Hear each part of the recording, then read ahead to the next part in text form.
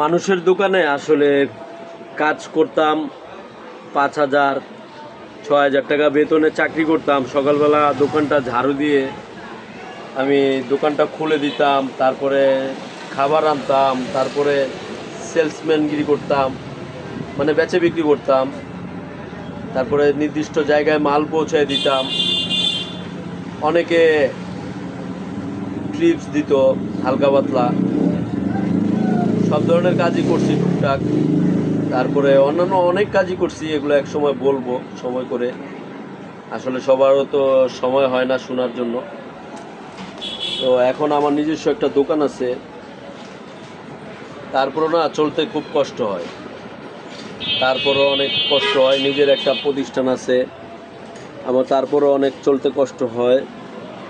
এটা অনেকে বুঝে না, এই জন্য অনেকে টাকা পয়সা অনেক সময় ধার চায়, অনেক সময় কর্জ চায়, দিতে পারি না, নিজের কাছেও খারাপ লাগে। উপকার করতে পারলে তো নিজের কাছেও ভালো লাগতো। তো বিশেষ করে ভিডিওটা করার একমাত্রই কারণ, যারা আমার কাছে আসলে টাকা পয়সা ধার চায় বা কর্জ চায়, আসলে আমি দিতে পারি না। তবে আল্লাহর কাছে দোয়া করেন আমি যেন দিতে পারি, সেই তৌফিক যেন আল্লাহ দেয় কোনো একদিন। আমি অবশ্যই দিব, আপনাদেরকে সাহায্য সহযোগিতা করব। আবার আপনাদের কাছ থেকে যেন আমি দোয়াটাও পাইতাম। তো যাই হোক, আজকে এই ভিডিওটা করার উদ্দেশ্য হলো তাদের জন্য।